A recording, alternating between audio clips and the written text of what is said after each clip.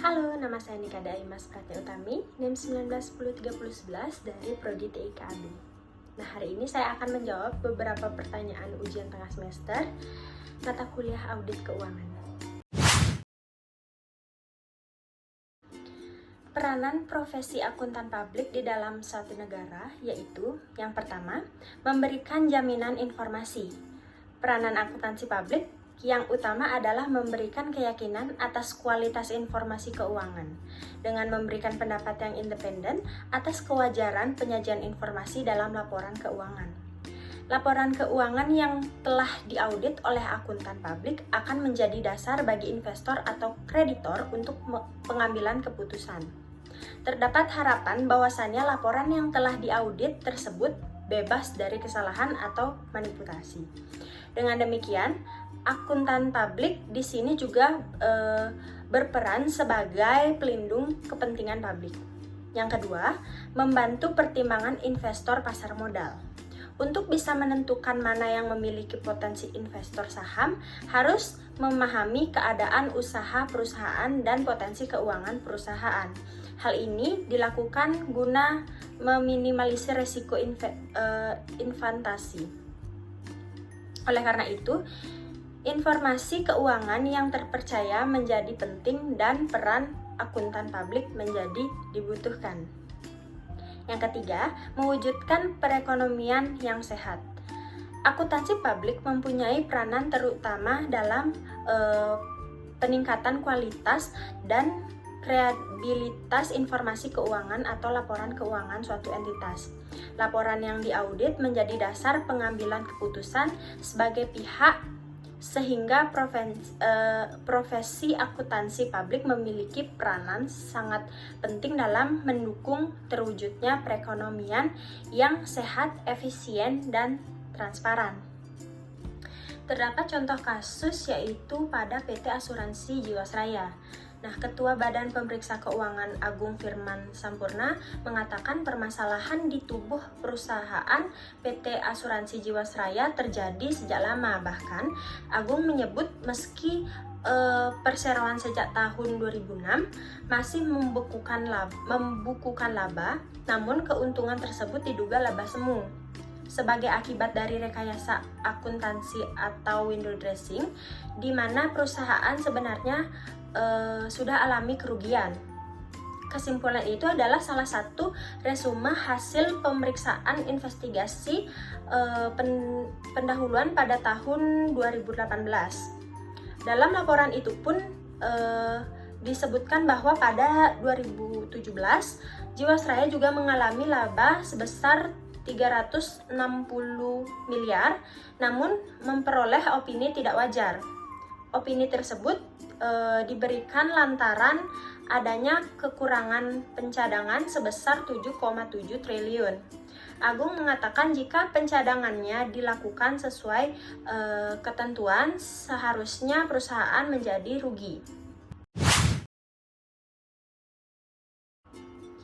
Hal yang mendasari mengapa The Sarbanes-Oxley Act atau SOX disahkan karena merupakan undang-undang perlindungan investor dan pengaturan akuntansi perusahaan publik. Sebagai usaha dalam mengembalikan kepercayaan pihak investor dalam pasar modal, SOX mengatur kebijakan dalam perusahaan publik. Di antaranya adalah pengembangan tata kelola perusahaan yang baik, pembaruan akuntansi, penyusunan tata cara penyimpanan informasi keuangan yang transparan. Pada kasus Enron Corporation ini merupakan salah satu perusahaan terkemuka di dunia yang menduduki ranking ke-7 dari 500 perusahaan terkemuka di Amerika dalam bidang listrik, gas alam, bubur kertas, dan komunikasi. Pada akhir tahun 2001, Enron menjadi sorotan masyarakat luas ketika terungkap bahwa kondisi keuangan yang dilaporkan didukung terutama oleh penipuan akuntansi yang sistematis, terlembaga, dan direncanakan secara kreatif. Selama 7 tahun terakhir, Enron melebih-lebihkan laba bersih dan menutup-nutupi utang mereka. Nah, pada kasus WorldCom ini merupakan perusahaan telekomunikasi terbesar kedua di Amerika, dan pada awal tahun 2000 WorldCom mengalami kemerosotan yang disebabkan oleh dot-com bubble. Pada sahamnya ini mengalami penurunan dan utang semakin banyak. Melihat kondisi tersebut, ada dua cara yang diambil untuk mengubah laporan keuangan mereka, yang diantaranya yang pertama, mereka membekukan line cost sebagai pemasukan. Kenyataannya merupakan pengeluaran, dan kedua merupakan yang kedua mereka meningkatkan pendapatan dengan entry akun palsu yang ditulis sebagai akun pendapatan yang tidak teralokasi. Nah, pada akhirnya dunia tahu kalau perusahaan ini memalsukan pendapatan sebesar 3,8 miliar dolar US, dan kemudian perusahaan WorldCom menyatakan dirinya pilot. Nah, kebangkrutan WorldCom merupakan kebangkrutan terbesar dalam sejarah Amerika dengan nilai asetnya sebesar 103,9 dolar US, dan kasus Enron serta WorldCom ini merupakan dua dari sederet kejahatan rekayasa pembukuan, dan peristiwa ini membuktikan bahwa perusahaan yang dari luar tersebut normal sebenarnya hanya ilustrasi dan yang menyesatkan para pemegang saham.